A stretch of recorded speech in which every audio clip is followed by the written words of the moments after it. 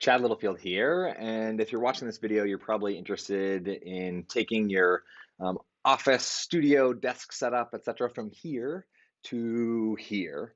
And if you are anything like me, over the last couple months, and really probably spread out across years, I have spent 80 plus hours researching, which I would probably call actually procrastination, researching the best options for the best camera and the way to hook up this camera and the best standing desk and the best all of that stuff. And at the pretty much at the very end of that journey, discovered a guy named Luke Asper, whose job and business is actually focused around helping speakers, authors, consultants get their home office studios set up really brilliantly. And so rather than field any questions about tech stuff, I'm just going to share a link to his website where he invites people to book in a free 15-minute time slot to unpack and offer some thoughts. And he's got really phenomenal links to kits that you can just say like, okay, here's, depending on where you're at, like, here's all the items you need. Don't think too hard. Now, that's the basic framing. Now I'm going to get super nerdy. And my intention in getting super nerdy by sharing all the tech and the names of things is so that if you want to go out and pick some of this stuff up, you can. And I'll also share what I have that I don't really love, but I'm not going to change anytime super soon because the friction is too high. So I'm using Ecamm Live right now, which is a little bit new for me, so I'm still playing with it, but it allows you to switch cameras, which is kind of crazy. And so I'm going to take you on a little tour. And for this tour, it might come through a little choppy because I'm actually connecting through this with just my phone through Epic Cam, EPOC Cam, and you can Google that and figure out directions on how to set up your phone as a second screen, which is pretty nifty. Cool, back to the show. So to get nerdy, we'll just sort of go like top to bottom. How's that sound? So I wanted a second monitor. I went with a 34-inch Scepter ultra curved ultra wide, and it's ultra overkill. If I were to do it again, I would probably get a 27-inch like 4K monitor, but having two monitors is phenomenal because when I'm presenting, sharing over Zoom, I've got everybody up on the screen here, and then I have any graphics, details, slides, etc. Over here in the corner. Just extremely useful. So the mic, which I'm actually not using right now, I'm using this because I'm moving around, just using AirPods for that. But the mic setup is a Rode mic. It's whatever mic you find, I think is fine. This is a USB mic. I've been like, decently happy with it. Depending on what program you use, it gets either really great sound or like good sound. This is awesome. I'm falling in love with it. It's a Sony A6400 with a 16 millimeter 1.4 f-stop lens, which, just to be super crystal clear, I had no idea what that meant because I'm not a photographer.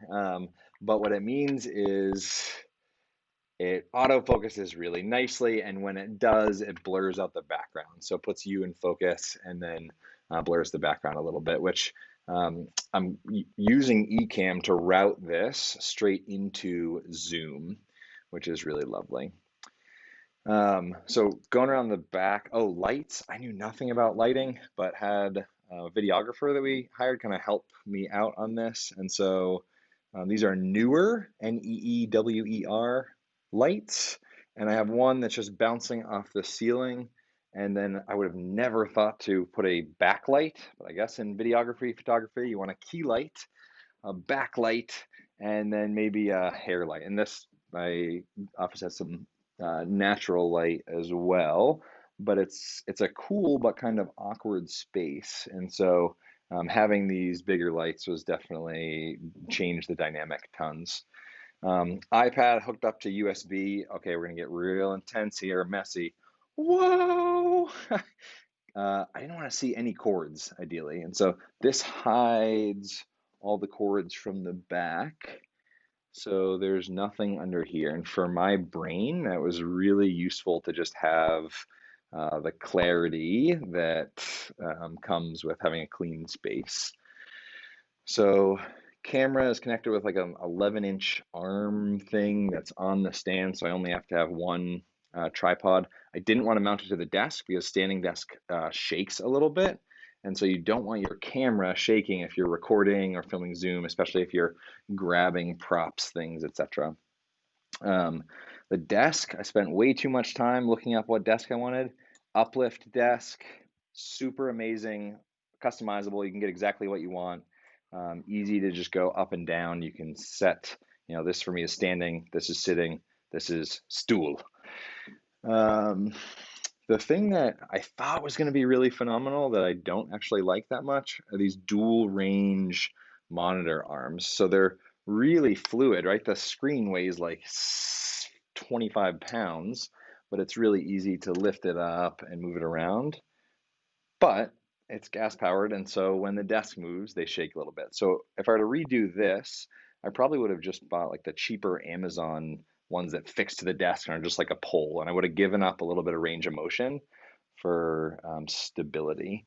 And then cords, I've got my rat's nest here, which usually has a coffee table over it, so it just hides it. So there's really like one central vein, central line coming in here, connects to everything, and then central line going out. And then I'm a bit of a tech nerd, so I didn't want to spend money to buy a bunch of like smart lights and stuff. So for 20 bucks on Amazon, picked up a bunch of smart plugs which connect to Wi-Fi. So I can actually, when I come up into the office, I can just say, "Hey Google, turn off the lights," or turn them on. So I can come up and just say, "Hey Google, turn on the office," and that will actually turn on Olaf, the air conditioner. Um, and I think I probably missed something, but that's the essential scoop. Again, meet with Luke. I met with him at the end of 80 Hours of Procrastination, but holy smokes, I wish that I would have known he existed. In the very beginning, he helped me put all the finishing touches and figure out how do you connect this to that and kind of get things squared away. So hope this was useful. This is not the typical content that I put out. Usually I'm on the planet to make connection easy for people. And in this case, and in the time that I'm recording this, in the midst of COVID-19, making connection easy for people happens to be happening virtually and digitally. And so for me, I wanted to up that level so it could feel as real as possible. But also have it as simple as possible. So hopefully you got some sweet tips. Can't promise that depending on where you're watching this, that I'm going to be answering lots of super technical questions about stuff. Just because I wanted to give you an overview of the system that allows everything to be simple. And if you made it to this point in the video, you have an immense amount of patience, and I'll reward you with a picture of the cutest kid on the planet. This is Otto, my son, and for my first Father's Day, Kate, my wife, got me this picture, which is now probably my favorite feature of the entire desk. Cheers, have an awesome day.